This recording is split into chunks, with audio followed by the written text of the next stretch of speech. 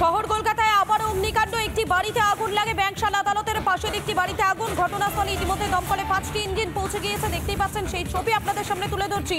7 সকালে শহর কলকাতায় আবারও অগ্নিকাণ্ড। একটি বাড়িতে আচমকাই আগুন লাগে। ব্যাংকশাল আদালতের পাশের একটি বাড়িতে আগুন লাগে। ইতিমধ্যে ঘটনাস্থলে দমকলে 5টি ইঞ্জিন পৌঁছে গিয়েছে। আগুন নিয়ন্ত্রণে আনার চেষ্টা করছেন তারা। দেখতেই পাচ্ছেন আপনারা কিভাবে দাউ দাউ করে আগুন চলছে, সেই ছবি দেখাচ্ছি। আমাদের সঙ্গে সরাসরি রয়েছেন আমাদের প্রতিনিধি তুলিকা রয়েছেন। আমি তুলিকার কাছে চলে যাবো। তুলিকা, এই মুহূর্তে সেখানে কি পরিস্থিতি, কি কারণে আগুন লাগলো সে বিষয়টি কিছু জানা গিয়েছে এখনো পর্যন্ত?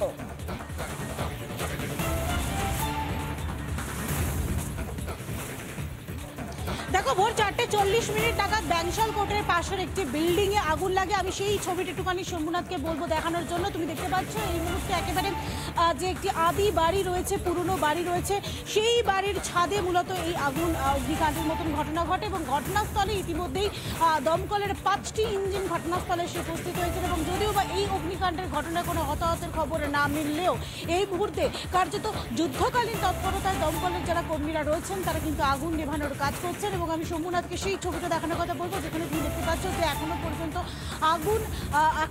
আগুন নিয়ন্ত্রণে আনা সম্ভবপর হয়নি, কিন্তু দমকলের যারা কর্মীরা রয়েছেন তারা কিন্তু যুদ্ধকালীন তৎপরতায় আগুন নেভানোর কাজ করছেন।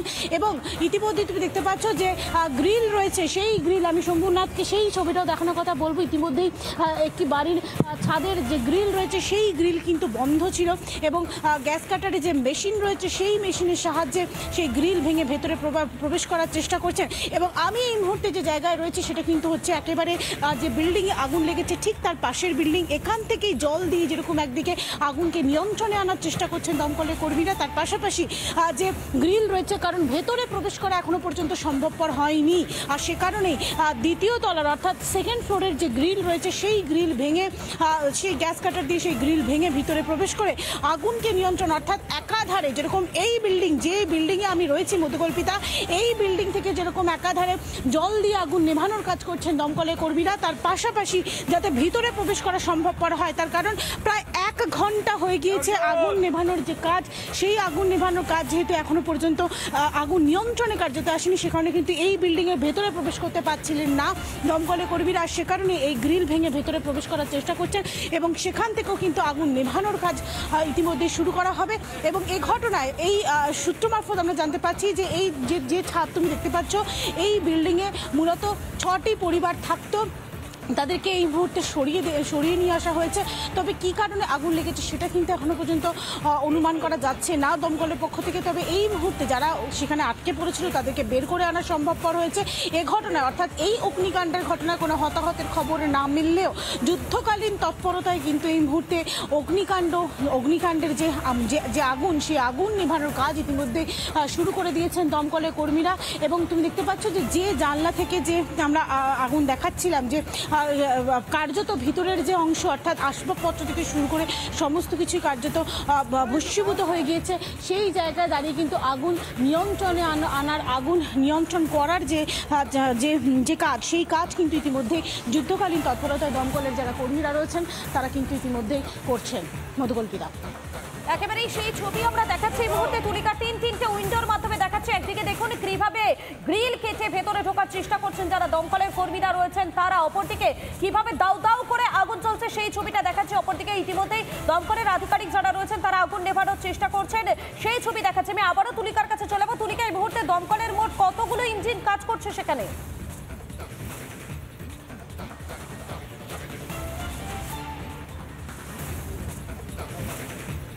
এই মুহূর্তে কিন্তু একেবারে 5টি দমকলের, প্রথমে 4টি, তারপরে আরও একটি ইঞ্জিন নিয়ে আসা হয়েছে।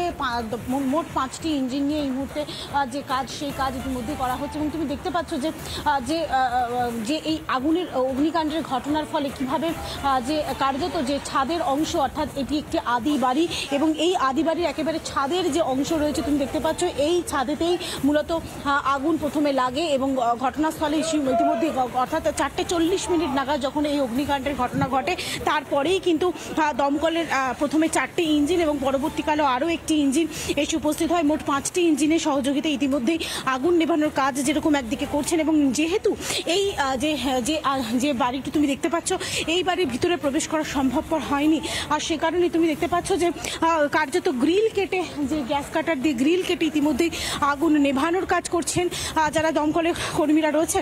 এবং সবথেকে চ্যালেঞ্জিং বিষয় রয়েছে দমকল কর্মীদের কাছে, তার কারণ আমি শম্ভুনাথকে বলবো যদি ছবিটা একটুখানি রিপাবলিক বাংলা দর্শকদের জন্য বোঝানো সম্ভবপর হয়, যে বাড়িতে আগুন লেগেছে এবং আমরা যে ছাদে রয়েছি বা যে বাড়ির সামনে আমরা দাঁড়িয়ে রয়েছি, একেবারে পাশাপাশি সেই বাড়ি, যদি কোনো রকমভাবে এই আগুন যদি ছড়িয়ে পড়ে তাহলে কিন্তু পাশের যে বিল্ডিং, অর্থাৎ আমরা যে বিল্ডিংয়ে দাঁড়িয়ে রয়েছি সেই বিল্ডিংয়েও কিন্তু আগুন ছড়ানোর একটা প্রবল সম্ভাবনা রয়েছে।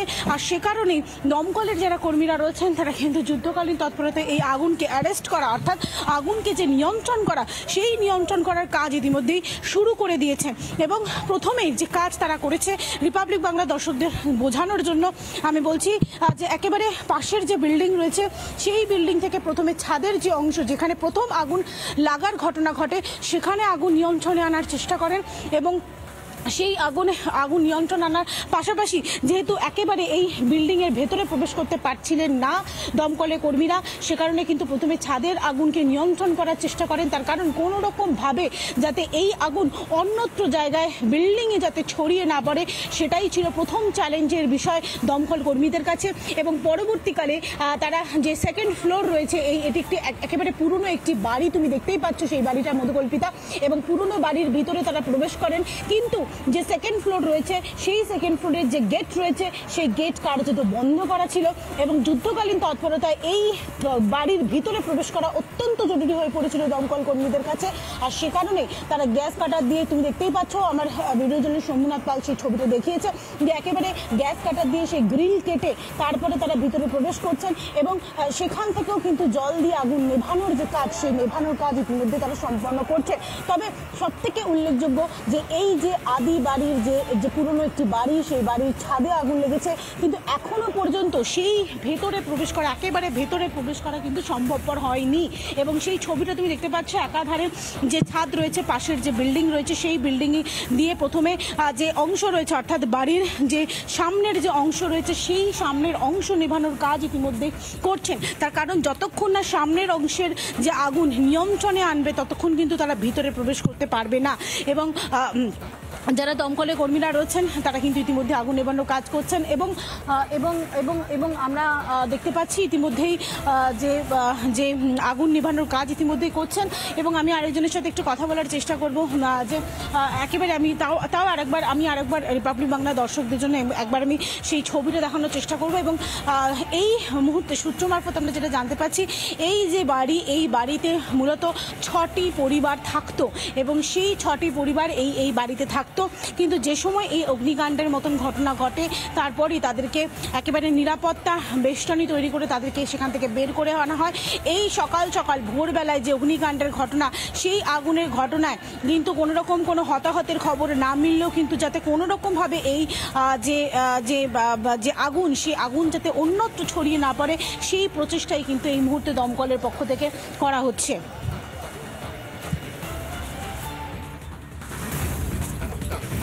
একেবারেই তুলিকা, সেই ছবিটা আমরা দেখাচ্ছি এই মুহূর্তে, কিভাবে আগুনের লেলিহান শিখা ছেয়ে গিয়েছে সেই ছবি আপনাদের সামনে তুলে ধরছি। তুলিকা, এই মুহূর্তে কি জানতে পারছো, দমকলের পক্ষ থেকে ঠিক কি বলা হচ্ছে, কি কারণে এই ভয়াবহ অগ্নিকাণ্ড, প্রাথমিক তদন্তের পর কি অনুমান করা হচ্ছে?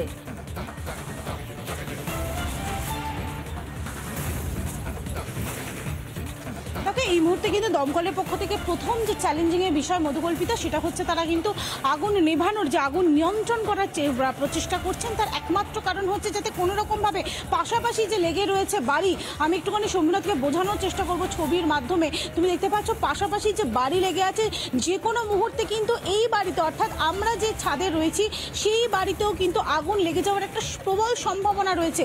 আর সেক্ষেত্রে প্রথমে এই আগুনকে নিয়ন্ত্রণ করার যে প্রচেষ্টা, সেই প্রচেষ্টা প্রচেষ্টা কিন্তু দমকলের পক্ষ থেকে প্রথমে করা হচ্ছে, যাতে আগুন কোনো রকমভাবে অন্যত্র জায়গায় অন্যত্র বাড়িতে কোনো রকমভাবে ছড়িয়ে না পড়ে, সেই প্রচেষ্টা প্রথমেই করা হচ্ছে। কিন্তু এখনো পর্যন্ত আমি একটুখানি আবারও সেই ছবিটা দেখানোর কথা বলবো শম্ভুনাথকে। তুমি দেখতে পাচ্ছ সামনের যে অংশ থেকে মূলত এই আগুন নেভানোর কাজ করছেন দমকলের কর্মীরা, সেই অংশের পিছনের যে অংশ রয়েছে এখনো পর্যন্ত কিন্তু যে দাউ দাউ করে আগুন জ্বলছে বা যে কালো ধোঁয়া এই মুহূর্তে উঠছে, সেটা কিন্তু একেবারে সেখান থেকে নিশ্চিত করা যেতেই পারে যে এখনো পর্যন্ত যে আগুন, সে কিন্তু আগুন এখনো পর্যন্ত নিয়ন্ত্রণে আনা সম্ভবপর হয়নি। তার কারণ সামনের যে অংশ, সেই অংশে আগুন নেভানোর কাজ বা আগুনকে নিয়ন্ত্রণ করার যে প্রচেষ্টা সেটা করা হলেও পিছনের যে অংশ, সেই পিছনের অংশে এখনো পর্যন্ত পৌঁছানোর সম্ভবপর হয়নি দমকল কর্মীদের পক্ষ থেকে, এবং সেই প্রচেষ্টা ইতিমধ্যে করা হচ্ছে। তুমি দেখতে পাচ্ছ যে গ্রিল এই মুহূর্তে কিছুক্ষণ আগে গ্যাস কাটার দিয়ে কাটা হয়েছে, সেই গ্রিলের ভিতরে ইতিমধ্যেই যারা দমকলের কর্মীরা রয়েছে তারা কিন্তু পৌঁছানোর একটা চেষ্টা করছেন, এবং এখান থেকেও কিন্তু আগুন নেভানোর যে কাজ, সেই কাজ কিন্তু এই মুহূর্তে শুরু হচ্ছে। তুমি দেখতে পাচ্ছ প্রথমে গ্রিল কাটা, গ্যাস কাটা দিয়ে, এবং তারপরেই দমকলের কর্মীরা এখান থেকেও কিন্তু আগুনকে নিয়ন্ত্রণ করার চেষ্টা করছে। অর্থাৎ যে বাড়ির সামনের অংশে ঢোকা সম্ভবপর হলেও কিন্তু এখনো পর্যন্ত ভিতরের যে অংশ রয়েছে সেখানে এখনো পর্যন্ত পৌঁছতে পারেননি যারা দমকলের কর্মীরা রয়েছেন। তার কারণ আগুনের তীব্রতা এতটাই প্রখর, সে কারণে কিন্তু তারা ভিতরে প্রবেশ করতে পারছেন না, আর সে কারণে সামনের অংশের আগুন নেভানোর পরেই তারা ভিতরে প্রবেশ করতে পারবেন, এবং সেই প্রচেষ্টা ইতিমধ্যেই করা হচ্ছে।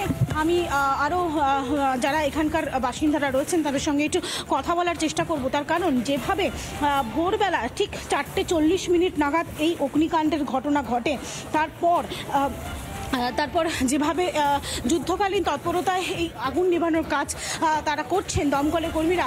দাদা একটু কথা বলছি, কখন আগুন লেগেছে কিছু জানো? কখন বলতে প্রায় তখন 3:30 নাগাদ এরকম বলছে। হ্যাঁ, আমি তো এখানে তো শুয়েছিলাম রাত্রে। আচ্ছা, আপনি কি এখানেই থাকেন? হ্যাঁ, তো আমাকে যখন ডেকেছে আমি তখন আমাকে 4:30 বাজে বলছে আগুন লেগেছে। তারপরে আমি যখন ওখানে গেছি তখন না বলছি পিছন দিকটা পুরো যা করে তখন জ্বলছে। তখন কটা বাজে? তখন 4:30 এরকম বাজে, তখন 4:30 বাজে। কতগুলো ফ্যামিলি এখানে থাকতো? কোনো ফ্যামিলি? 6-7টা ফ্যামিলি থাকতো উপরে, তারা সবাই নেমে গেছে নিচে। আচ্ছা, আর নিচে কি কেউ থাকতো? না, নিচে কেউ থাকো না। আচ্ছা, এই যে আমরা দেখতে পাচ্ছি দমকলের কর্মীরা গ্রিল কেটে ভেতরে প্রবেশ করছে, ভেতর দিক দিয়ে কোনো রাস্তা নেই দমকলের যাওয়ার জন্য? না, সিঁড়ি ছিল, কিন্তু সিঁড়ি থেকে উপর থেকে আগুন ধরে তো পড়ছে, সেই জন্য কোনো নেই। একেবারে তুমি দেখতে পাচ্ছ যে তিনি এখানেই থাকেন, এবং সকালবেলায় যখন অগ্নিকাণ্ডের মতন ঘটনা ঘটে সে সময় তোমার যেটা জানাচ্ছিলাম বোঝা যাচ্ছে এই মুহূর্তে কিন্তু সেখানে দাউ দাউ করে আগুন জ্বলছে, এবং যারা দমকলের আধিকারিকরা রয়েছেন তারা রীতিমতো আগুন নিয়ন্ত্রণে আনার যে চেষ্টা, সেই চেষ্টা করছেন। ধন্যবাদ তোমাকে তুলিকা আপাতত।